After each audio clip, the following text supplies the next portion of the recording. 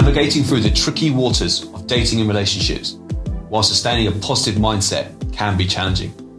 In a world dominated by social media, ever-growing sexual desires and underlying insecurities, as founder of Lipstick Stain Passport, I'm on a mission to expose and identify the core principles and bitter truths of the dating world.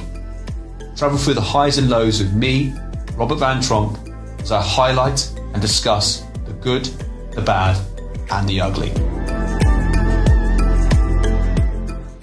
So guys, we are here today with Mr. Aaron Simpson. Got the biggest grin I've ever seen. Always looks like he's up to no good. How are you, Aaron, today? Yeah, no, I'm well. I'm all good. Been busy, but yeah, no, it's good to be here and I'm looking forward to it. He's also just notified us as well that he's left his suitcase in the Uber on the way here. So a bit of a problem, but we'll get to that at the end. yeah. I mean, it's not the ideal start, but I mean, hey ho, it is what it is. So yeah, hopefully, fingers crossed. If you're watching Uber driver, please bring my suitcase back. If you are listening, he really needs that back. I really need it back. Like there's some important items in there, so I'm fingers crossed. By the end of the podcast, he's just going to be at the doors waiting for me. There you are, mate. There you are. Phoenix for the flames. Okay. So you need to go a little bit nearer to the thing. Sorry about that. So first and foremost, you're the first member we've had from Love Island. Nice. And first person speaking to a guy from Love Island. So I guess initially we want to start off with, first and foremost, how was it? And second question is, would you have done anything differently? So it was a crazy experience from start to finish, and I think people forget about the build up as well. And obviously, you'll know yourself from like going on a show. It's not just the show itself; it's the beforehand. It's like the nerves. It's everything kind of mashed into one. So I think the process before was like quite long winded, and then even when I was out there for longer than a lot of people were. So. Like I was a little bit stressed thinking, am I even going to go on? Like what's going to happen? But yeah, so went in, like I loved it. It was like a crazy experience. And I think to explain it to someone who's never been in that position, it's quite hard because everything is just magnified like times 100. Like you are in there like 24/7 with like one person or with like 10 people. So like, even friendships, you feel like you've known someone so much longer because you're literally with them 24/7. So yeah, it was an experience that obviously not a lot of people are going to understand, but like I'm massively grateful for. And like I said, I had loads of fun whilst I was there. And would I have done anything differently? I don't think so. Like everyone that I've spoke to that kind of knows me before has said like I was just completely myself. And that's like always the best thing to do. That's the one thing that I was kind of happy with. So I was a little bit gutted I didn't go in earlier, but all in all, it was fun, and yeah, just kind of doing my thing now. Yeah, and always such a happy guy, you know. I'd love to see what a dull day looks like for you, mate. Always happy, aren't you? Yeah, like I just think like you never know what's going to happen in life, so just make the most of it every day, and yeah, just do what you can to be happy. So, mate, absolutely. And do you know what? I'm completely with you when you talked about the magnifying the time. You know, like I mean, I was in Too Hot to Handle for 10 days.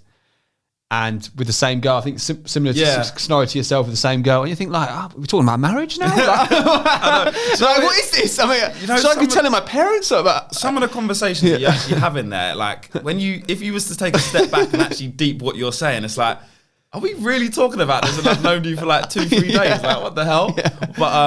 But yeah, no, it was crazy. And not just like kind of the relationship side of stuff, but like the people in there that I met as well.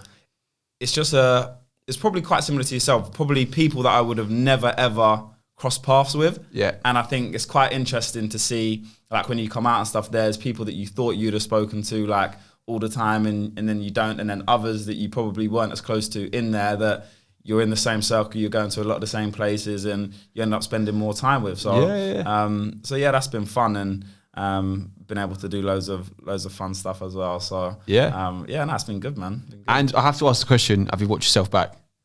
No, I actually haven't. You haven't? So I watched the first 2 episodes. I watched me coming in, and that wasn't until Chest out. Quite at the end. Yeah, me bowling down the road, and then I watched the second episode, which was my first day. Yeah. And then I remember I was watching it in the living room, and my mum walked in, and she was like, just looking at me, and I was like, Mum, I don't think I can watch this. Like, it's just weird. And then after that, I haven't watched it. So, something weird about watching yourself on TV. Yeah. Have you watched yourself? Do you know what? I have, and I actually I completely agree. It's that strange. kind of, it's that uncomfortable side of it. Where you're looking at it and you think like, oh, did I really say that? Yeah. You know, and it's like, oh, that's mad cringe, but you just run with it, you know what I mean? Yeah. So I haven't watched myself back. I mean, I've seen like clips online and like memes and stuff and whatever, but actually episodes I've only watched 2, and I only really featured in one of them because I came in right at the end. So I don't think maybe one day I'll watch it back. With the grandkids, huh? Yeah, maybe. So this was the heyday, you know. What's your type on paper? Back in the day, this was what I was up to. But not anytime soon anyway. I'm not watching it anytime soon. No way. Do you know what though? I have to ask, like, anytime I've ever watched Love Island, and you always get the same scenarios. It's like, obviously, much the same with Too Hot to Handle, where you have like, oh, Aaron, go and sit here and someone's going to come and speak to you in 2 minutes. And you're going to have a conversation about this, that, and this, okay? How many times so Aaron, what's your type on paper? How many times do you ask that? Do you know what? It wasn't so much whilst I was in there, but because they do a lot of like background, like in checks and information. So they know exactly who your type is when they're putting you in there. Yeah. And I think that's why I probably didn't go in beforehand, because they knew that there probably wasn't really anyone in there that was for me. So at the time where I went in, like things opened up for me and it was like almost the perfect time for me to go in. So beforehand, like it was, you had to do this thing like every day, like basically send your top 3. And before you go in?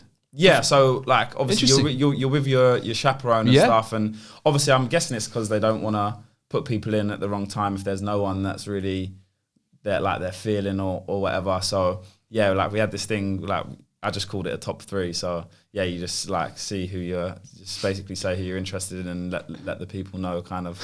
Yeah. So you tell me this flavour of the day. You're telling me there's some guys walking around with a list. He goes, Aaron, what's your top 3 for today? You're stuck in the holding villa with a chaperone, which is like basically a babysitter. Yeah. So I ended up having 2 because I was there for 5 weeks in total. But before I went in, and so I was in there like triple the amount of time than I was in the actual villa. So that was weird, but. So then he will just ask you like kind of after you watch the episodes, because you're allowed to watch them before you go in. You are? Wow. Yeah. Okay. So you like the chaperone gets sent a link and then you'll just watch it together. Obviously it's optional, but I was like, of course I want to know what's going on. Yeah. And then they just kind of basically ask you who you're feeling, basically. Yeah. And did you ever say names that you thought would get you in quicker? No. You always went by your true gut? Because I knew that if I'd done that, and imagine I went in the villa and I said someone that I completely wasn't interested in, then I'd have had to fake it in the actual villa. Yeah. Because imagine me going in there. Well, one of the guys did, didn't he? What was his name? Jake? Oh, God. I don't think that's a conversation for another day, but I don't know. It was just, I personally couldn't have done that because with me, what you see is what you get, and that's always that's always been me. And I think when I feel something, I can't hide it. My face will just show it anyway. So for me to go in there and be with someone who I don't actually really like would have been, I wouldn't have been able to do it. So fair enough, mate. So in hindsight, I probably could have done, and I probably would have been in earlier, and things might have been different. My experience would have been different, but like I'm happy with my experience in there. So like I'm glad everything worked out as it did, if that makes sense. No, mate, absolutely. And your dating relationship experience, I want to say not post Love Island, but we'll say, Yeah. I've got time for that, but but I mean prior to Love Island, Yeah. they like, you know, what I guess some of the key things that matter to you most, and what are the kind of the things that you would particularly look for in a partner? Do you know what's so strange? Everyone that like looks at me thinks like he must go on so many dates and stuff. I'm not a dater. Yeah, I mean, I had that impression, so I'm glad that you clarified do you know that. what it is? I don't go on dates. Like Yeah. it takes me a lot to actually go on a date. Like I could be messaging someone or speaking to them for a long time, but for me to actually take the step and to say, yeah, we're actually going to go on a date, I have to really like you. So I think like the main things for me is I like to see people in scenarios where then it's not just me and them, because I think the easiest thing to judge someone off of is how they treat other people. Because someone can be so nice to you, right? She could be like perfect for you, but then you go out or you're in a social environment and she's just completely different. It's horrible to the waiter or something. Yeah, like stuff like that, Yeah. like manners and stuff. So that's always been a big thing for me. It's not necessarily how people treat me, because like I'm a big boy. I can take whatever, but Yeah. it's like how they treat other people, which is kind of the big thing for me. And yeah, manners is a massive thing. Like just basics like please and thank yous and stuff like that. Like it costs nothing and it's so basic, but it's just like it costs nothing to be a nice person. So for me, yeah, manners, good sense of humor. I can't have someone who's like way too serious, because I'm just not that kind of person. Yeah, I could never ever see you as a serious person. Nah, Like, from what I know you and the time I have spent with you, like I could never see you as someone serious, mate. Nah, not at all. Because see me, I'm always just smiling and joking and stuff. And imagine I was with someone and they were just like, You okay? yeah, I'm good, thanks. Yeah, what do you want for dinner? Like, come on, man.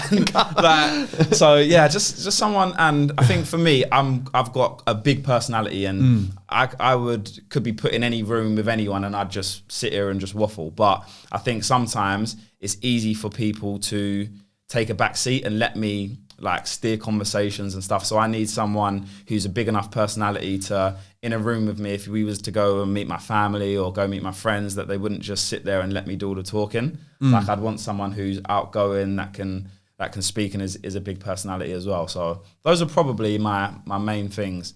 But yeah, like I said, I've only probably been on proper first dates maybe 5, Don't 6? believe you. 6? 5, 6 You maybe? 6 first dates? Probably like proper ones, like I'm not talking Went to going, Wonderland. going to the cinema and stuff. Yeah, like proper Yeah. dates like that. Yeah. Like going to the cinema and stuff, I wouldn't count that as like a proper date. Like you could go with anyone to the cinema. Do you know what I mean? It's a tough one. How do you gauge conversation? It's like, Yeah. people in the back, But shh. I'm saying like dinner or Yeah. To be fair, I've actually had quite a few good first dates as well. Yeah. Like went to Go Ape for one. That was fun. Nice. That was like a proper different one as well, Yeah. because a lot of dates are quite serious and like you go for dinner or drinks and stuff. But I'm like a quite fun, adventurous person. So to go to like Go Ape and on the zip lines and stuff, that was Happy nice. days, mate. Yeah, Happy days. that was good. So yeah, but I'm not a massive dater. So I am surprised by that, mate. I genuinely would have thought you were. I don't know. Just swiping away on your hours at home, mate. Nah, do you know what it is? And this is bad, but this is the truth. I like the chase. I like the thrill of the chase. But then when I know I could take you on a date, it's like, do I really actually want to go on a date? Interesting. Probably not. No. And have you got kind of aspirations to settle down, or are you at the time in your life where you're thinking? I mean, that smile kind of says it all. If I'm being totally honest, have you got aspirations to meet a nice girl and to settle, or is that something that you haven't really thought about? Yeah, definitely. Like, I'm a massive like family person, so I'm really close to all my family. So I'd love to have a family of my own one day, and I wouldn't just want to have it with anyone. Obviously, I would want to make sure that it was the right person. Weddings, it'll be nice, but I'm not like, I really, really want to get married. Yeah. If that makes sense. I'm not, so my mum and dad are completely different. So I know my dad would have like had kids and stuff without being married, but my mum was like the opposite. Super traditional. She wanted to be married and do things the traditional way. So I think I'm probably a little bit more like my dad in that sense, where I wouldn't necessarily want to be married, but I'd want to make sure like she was the one. Yeah. I wouldn't just want to. You're having a baby with intent. Yeah. It's like it's like a deposit. Yeah. So you're letting them know that actually I'm going to be here for the long haul. Yeah. But there's no ring or there's no wedding plan. Yeah. But there's just a kid. So I'll let you know that I am gonna be here, but I'm just not going to show you any of that yet. Yeah. It's like I guess so. Yeah. Pretty much. Yeah. All right, fair. But no, it'll be good. And like I'm 24 now, so getting a little bit older. And don't look at that with 21, mate. Oh, thanks, mate. But yeah, so like I would like to settle down, but at the same time, I'm not forcing it. Like if it comes, it comes. And I think like dating is just weird at the minute, because when you picture dating, you think, oh yeah, you can date multiple people, right? Can you? Yeah, absolutely. Right. Yeah. That's what people say. You can date multiple people. Yeah. Then how are you meant to find the one if you're not dating multiple people? But then if you're dating multiple people, she might not consider you to be the right material. Very valid. And actually you could argue that how can you, literally what you said, how can you achieve a full level of intimacy with one person if you've got various partners? Because if you're expressing how you feel physically, sex, with different girls, then how can you feel a total intimacy with that one person? Yeah. On the flip side of it, well, I know where you're going on the flip side of it. On the flip side of it, yeah. How do you know what flavour you want if you haven't tried all the flavours? Do you know what I mean? So it's like it's a very grey area. I feel like dating as a whole, and I think especially like these times with social media and stuff, it makes it just all 10 times more complicated. Yeah. And see me, I'm not actually one of those people who likes to date multiple people at one time, because I can't, my brain can't do it. Start calling them different names. Yeah, like I'd slip up. Like I'm not clever enough to do that. I mean, I wish I was, but I'm not. So I have to be dating one person, and I can't. This is what I mean. I don't go on dates. So yeah, I might be speaking to multiple people at one time, but if I'm going on a date, that's almost like I'm saying, right, this is the one I'm dating. Yeah. So I wouldn't be able to go out Monday with one girl, Tuesday with another, then have a day off Wednesday, Thursday go again. Yeah. It's like, I couldn't do it. I'm not gonna lie. I used to have that. I used to have that, and not so much now. So much now, but definitely late teens, early 20s. And I don't know. I used to fry. I think it was the game of it, of seeing 4 or 5 in 1 week. Where it was the game, or where it was just like the pure love for just, like you said, I think seeing different girls and experiencing different menus and cuisine. Yeah. And I think like that it's hard to actually move away from that, I think. Yeah. Yeah. You know, I had a full monthly travel card, you know, that. Just tapping away the Oyster card every time you check in. You know, special rates. Yeah.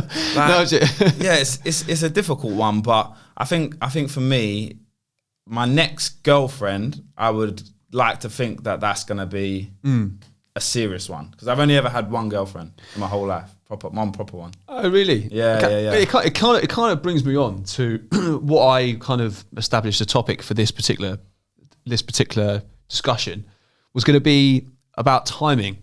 And I don't know about you, but in life we always have these kind of set lines and set boundaries about, or even expectations about what we should do and achieve by certain ages. Yeah. For example, whether it be school, girlfriend, boyfriend, work, finding someone to settle down with. You know, girls always seem to be fretting around the age of 30. You know, like if you meet someone at 30, the discussion's coming up pretty quick. You know, you know, if it isn't the first conversation, it's probably going to be the second one. Yeah. You know, no, 100%. So it's like, you know, it's always coming up, and I think it's an area, particularly for females, for obvious reasons, that it comes up more often than not. And we often, as society, we fall into those lines and expectations of having to feel like we have to do that ourselves. Yeah. Okay. Hold on a minute. feel like we have to do that ourselves. What's your thoughts on that? And how can we basically put a stop to that and everyone kind of run with their own and their own accord and at their own speed and not comparing their life to anyone else? Yeah. I think what has made this probably worse recently is social media, and I touched on it before. People see the people that they follow, the celebrities and these influencers and stuff, and like it's not real. Like it is Instagram, it is Twitter, it is TikTok. Like it's not real life. So a lot of what you see is fabricated to be a way that someone wants you to see it. It's almost like a CV. You don't have to put everything on your CV. Great point. Yeah, do you know what I mean? Yeah. So I think that for younger people, I think it does make it hard, and even for older people, like even myself, like you see people doing this stuff, and you're like, wow, that's what they're doing. Oh God, I need to up my game, and it's a vicious cycle because then you try and keep up or try and force this lifestyle that you can't financially keep up with, or you're not like mentally ready for, and then you're in a worse position than you were before. So I think, like you say, it's just about like running your own race and like having the blinkers on you. And I think in terms of relationships, I think you need to be able to be confident by yourself first. I think that's a massive thing that I've realized when dating and stuff like that, and conversations I've had with my mom and stuff. Like I need to be set myself before I can say, right, okay, I know what I'm doing. Let me bring someone else into this, because a lot of people don't know what they're doing in career wise. And I'm one of them. I'm not. I don't know what I'm doing. What are we doing? I don't know. I don't know what we're doing. And then it's like, so you're juggling that, and then you're thinking, right, well, I'm getting a little bit older now. Do I want a girlfriend? When do I want kids? And then, like you say, you're in this. You make up this timeline, and when you hit the first kind of milestone and you're a year off, then you're like, oh God, well then everything else is backwards, or I've got to rush something else to then level it out. And I think, it just becomes a vicious cycle. So I would just say, just focus on you first, and then career-wise, it could be like school, it could be exams, it could be uni, whatever. Focus on you, and then I think the rest will just fall into place. And I think I'm a strong believer that everything does happen for a reason. And if you're meant to meet someone, I think you will meet them. And I think everyone's paths cross for a certain reason. It might be that you learn something from someone, or if you're meant to be with someone, I think your paths will cross. So I think for good and bad. Maybe people. I've always said that you have maybe three types of people. We have those that are there to love you, those that are there to teach you lessons, and then the third type are there to make you want to do better. Exactly. Right? So like three types of people, and you probably see them every day in life. And like, whether we're talking about previous relationships or previous experiences, but they've always taught us something. Yeah. Mentally, to what we don't like and what we do like and what we want to see in other people, right? Yeah. And I think that's like a lot of people like think about ex-relationships as a negative thing, and I think that's just the human brain. We're just inclined to think negative first, everything negative, but people don't understand, like, you can learn so much from your past relationship that is going to benefit your next relationship. So like me, for example, my like only real relationship, obviously that finished like quite a long time ago, but now I know that there's things that I would have done differently, and there's things that in a partner that I may look out for even more. So it's not a negative thing. Like, I'm grateful for the relationship, because I've learned things that I probably need to do better, and I know things that I don't want a partner to do. So if I see them kind of acting in a way or whatever, like, I'm going to know I either need to nip it in the bud or have a conversation with them kind of about it, and then it will make moving forward a lot smoother. No, absolutely, mate. And like you said, until you've had those experiences, you wouldn't know what you're looking for. Yeah. And it's just what you said about the social media as well. I actually had someone come on and tell us that 5% of our lives is shown on social media. The other 95% is not. So you might have photos of yourself smiling, and then you might have had someone passed away the day before, or you might have had a breakup the day before, or you might have had an argument with one of your friends the day before, or even the 10 minutes before the photo was taken, which I've definitely had. You know, I could talk from my own experience, and that's definitely been something that's happened. I don't know about yourself, but you know, even if I scroll down through my feed, and particularly ex-relationships, where you might have had like, where tons of people may look at it and think, oh, okay, that's a great photo. That's looks super happy. But actually you're like, that was actually a time when we had a really big argument. So it's interesting how social media portrays your actual life, you know? Yeah, I think, that's why for me, I try and keep everything 100% transparent. And I will never try and be someone I'm not. And that's just something that I've kind of always been like. And like I said to you before, what you see is what you get. I'm not gonna pretend to be someone I'm not, because I know that, especially now, but even before, because I come from a footballing background, so I knew I had a lot of ex-pro in the room, by the way. Forgot to mention that at the start. So like I had a lot of like younger kids like following me, and it almost feels like a responsibility that you have to them to not like lie about it and just be completely honest. Authentic, and I think the more people can do that, then, and influencers especially, like realize that they do have a certain level, whether they like it or not, they have a certain level of influence over a lot of people, and a lot of them are going to be like young, like boys and girls, teenagers, who what you do and what you say and what you post is going to affect them in some kind of way. Absolutely, so I think the more we can stop trying to live this crazy kind of fake lives, lean on the back of a Lambo and stuff as a collective, I think that like we could do so much more to help it, and like just raise more awareness about it, because a lot of people will, like you say, see something on Instagram, see something on social media, and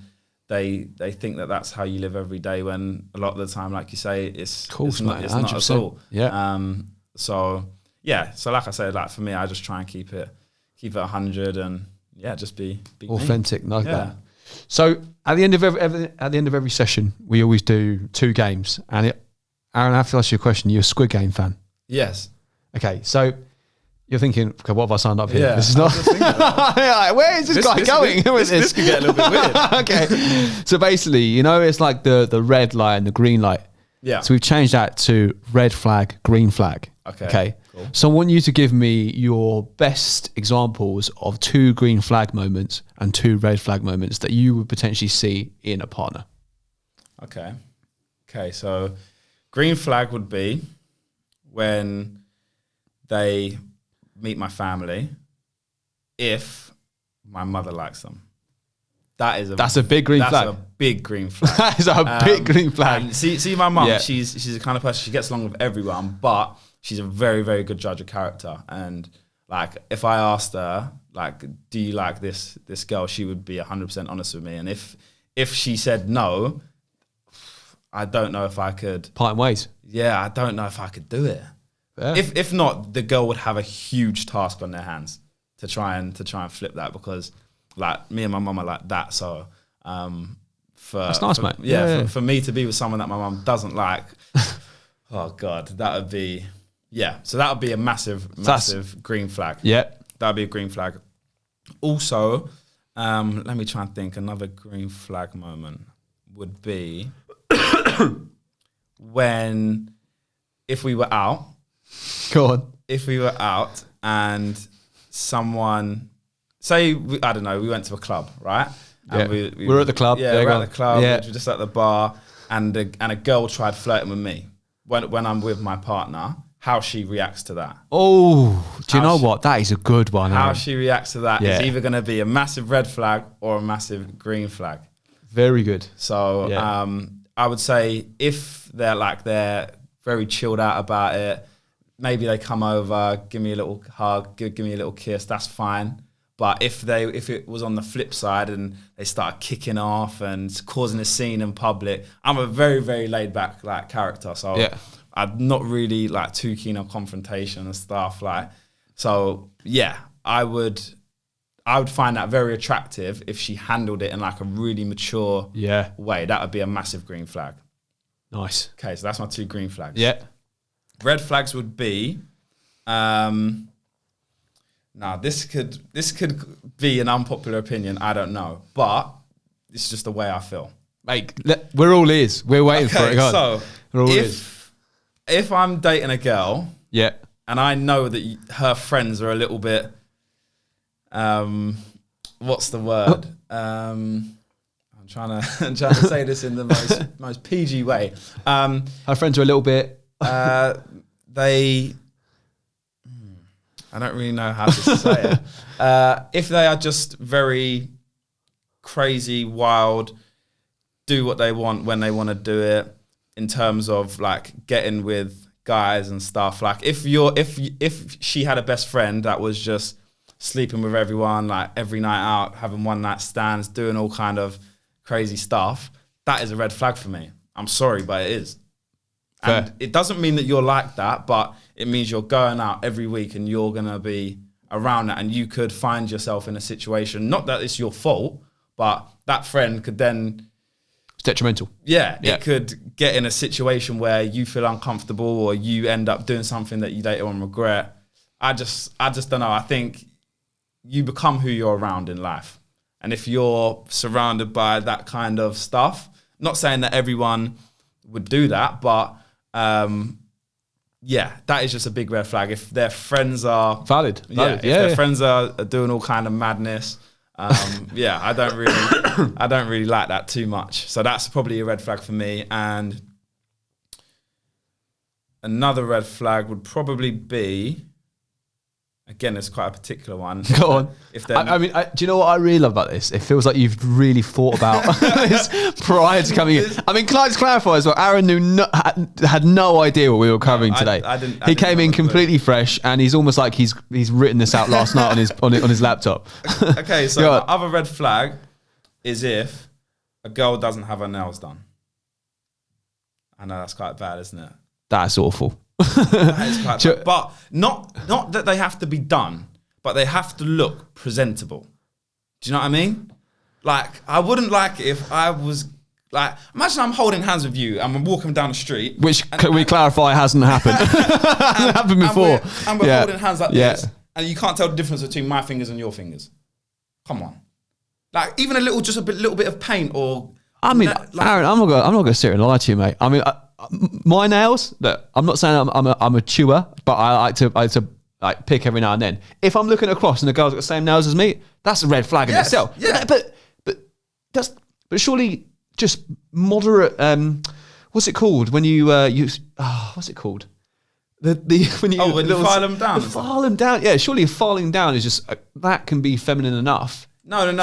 It's not the fact that it's feminine, and I don't want this to be misconstrued. Yeah. I feel like... Which it is. But I feel as if the nail represents the person. Yeah. So it's like, if the nails are all like bitten and they're not done, is she going to be taking care of herself? I don't know. If she takes care of her nails and they're all nice and they're done and it's got a nice little bit of paint and she takes care of it, I'm thinking, yeah, do you know what? This girl, she takes care of herself. She takes pride in her appearance, and she is the kind of girl that I'm going to be walking down the street. Yeah. I am blown away. I just feel like... I am flabbergasted by this discussion. I feel like I can know someone's personality by looking at their nails. If it's a girl. Not their personality, but I can tell...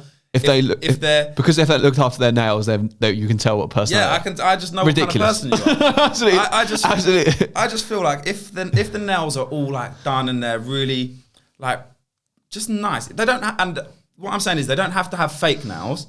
They just have to have done something with the nails. Just get a bit of colour on there. Yeah, give me something. Give me a bit of colour. So imagine you're going on a first date and then she rocks up and she just doesn't have her nails done. I'll be gutted. Imagine if you really liked him as well. And then I don't want to sound insensitive when I say this, and you know, apologies to you, I don't want to sound insensitive, but the nails is not the first thing I'm looking at when I date. No. Also, but it's a big thing for me. Yeah. I don't know. It's my thing. I need to. If I'm looking at you and you got nice nails, I'm like, I can breathe. I can relax and enjoy the day. If you sit down and your hands are just, they're not done, I'm thinking this could be a little bit tricky. This could be a ropey day. This could be a long day. That's genuinely something that I do look out for. And if someone doesn't have their nails done, I think it is a red flag. Okay. Well, I mean, thanks for sharing that, Aaron. I'm glad I got that off my chest. I think we've all benefited from that. Okay, so the next game. Okay. Now, I'm not sure if you are aware of this, but this is Bedroom Dilemmas. Yeah. Okay. Now, this is something that I regularly do every single week on my own platform, and it comes as no surprise to some of the responses I get. Normally very explicit, and some of the ones we've got today.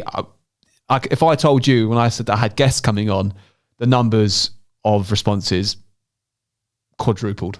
It was hectic. My inbox has been hectic, but we're going to talk through some today, and you're going to be giving your own recommendations today. So I'm the guru. You're going to be summarising today, and we'd love to hear what you have to say. Okay, so let's do it.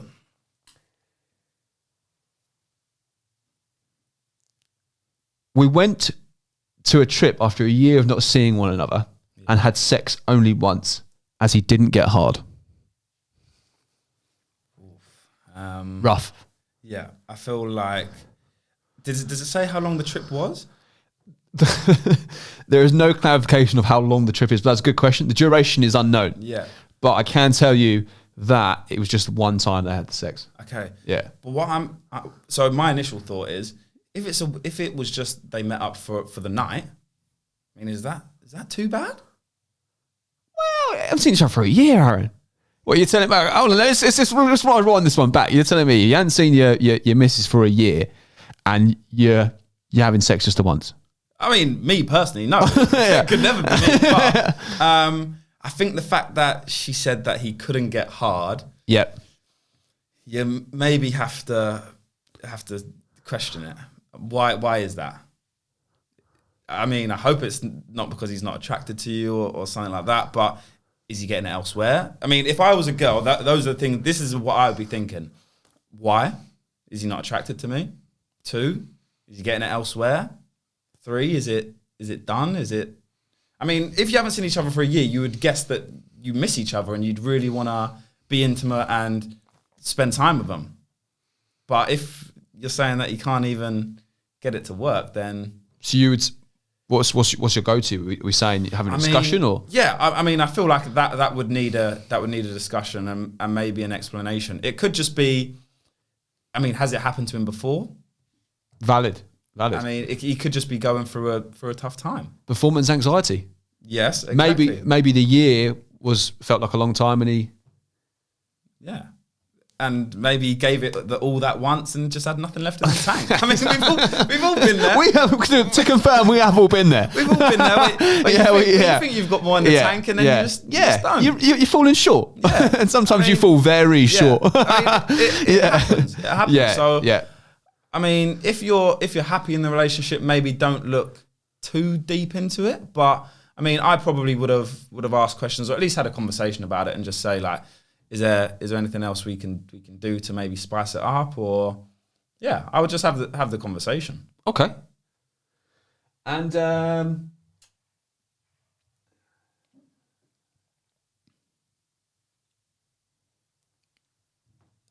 my husband masturbates next to me whilst I'm laying next to him. He thinks I'm asleep. Told you they got deep. You did. You were like, oh no, he's. You were over there thinking, oh, okay, how deep's going to get over this? Listen, it just got very, very deep. Why don't you just go to the toilet or something? Yeah, I mean, it's not. I mean, I don't know. We don't know if it's an ensuite in there or not, but you know, it's not far, is it? I mean, okay, this is what I'm going to say.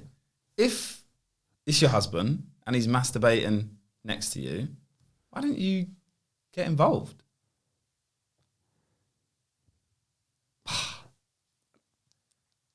No? I mean, this is your summary. I mean, I mean, if it's your husband, you're obviously very comfortable around each other and stuff, and you've been together a long time. So, but then again, what if it's him? What if he doesn't? Maybe he's waiting until she's asleep. That's what I mean. Oh God, then that would be really that's rough. Quite awful. Yeah, that's rough. And you could argue like, obviously, just not want to vibe with me anymore. Yeah, you know. Oh, yeah, that is a tough one. I don't even know what to say to that.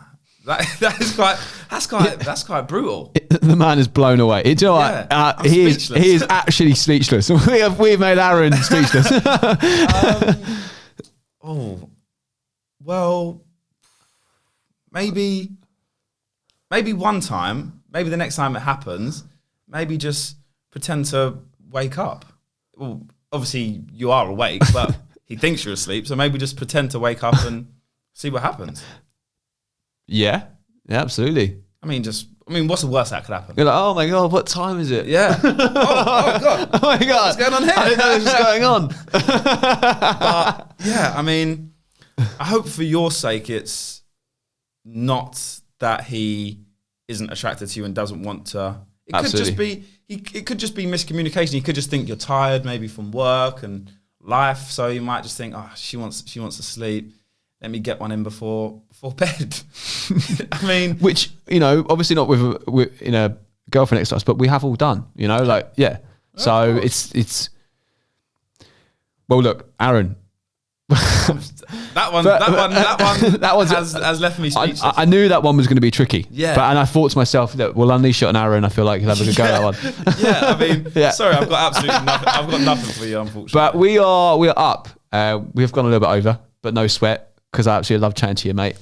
Aaron from Love Island season 7. Season 7. Yeah. Biggest grin in the house. Thanks so much for having you on, for coming on, mate. And it's been an absolute pleasure. Thank you. It's been fun, man.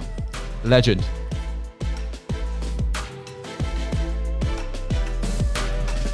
Thank you for listening, guys. Please rate and review the episode, and then head over to my Instagram to follow Lipstick Stain Passport and send me across your bedroom dilemmas.